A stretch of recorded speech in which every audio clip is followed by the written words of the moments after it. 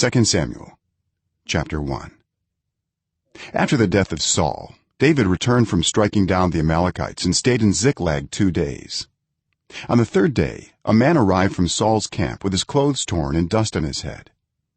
When he came to David, he fell to the ground to pay him honor. "Where have you come from?" David asked him. He answered, "I have escaped from the Israelite camp." "What happened?" David asked. "Tell me." "The men fled from the battle," he replied. "Many of them fell and died, and Saul and his son Jonathan are dead." Then David said to the young man who brought him the report, "How do you know that Saul and his son Jonathan are dead?" "I happened to be on Mount Gilboa," the young man said, "and there was Saul leaning on his spear with the chariots and their drivers in hot pursuit. When he turned around and saw me, he called out to me, and I said, 'What can I do?' He asked me, 'Who are you?' 'An Amalekite,' I answered. Then he said to me, 'Stand here by me and kill me. I'm in the throes of death, but I'm still alive.' So I stood beside him and killed him, because I knew that after he had fallen he could not survive. And I took the crown that was on his head and the band on his arm, and have brought them here to my lord."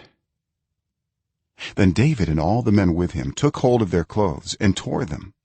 They mourned and wept and fasted till evening for Saul and his son Jonathan, and for the army of the Lord and for the nation of Israel, because they had fallen by the sword.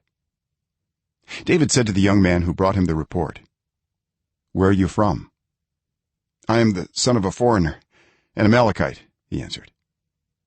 David asked him, "Why weren't you afraid to lift your hand to destroy the Lord's anointed?"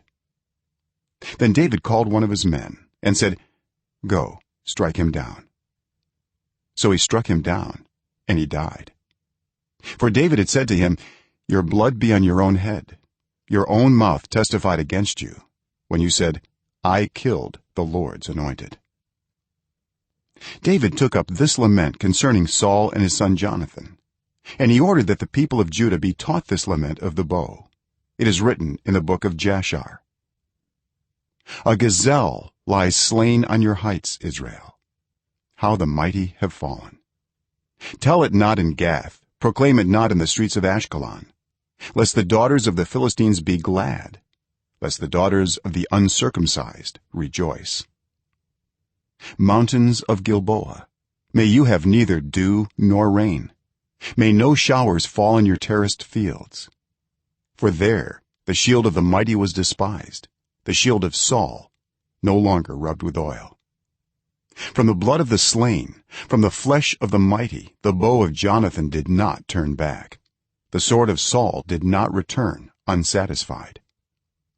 Saul and Jonathan, in life they were loved and admired, and in death they were not parted. They were swifter than eagles, they were stronger than lions. Daughters of Israel, weep for Saul, who clothed you in scarlet and finery, who adorned your garments with ornaments of gold. How the mighty have fallen in battle. Jonathan lies slain on your heights. I grieve for you, Jonathan, my brother. You were very dear to me. Your love for me was wonderful, more wonderful than that of women. How the mighty have fallen. The weapons of war have perished."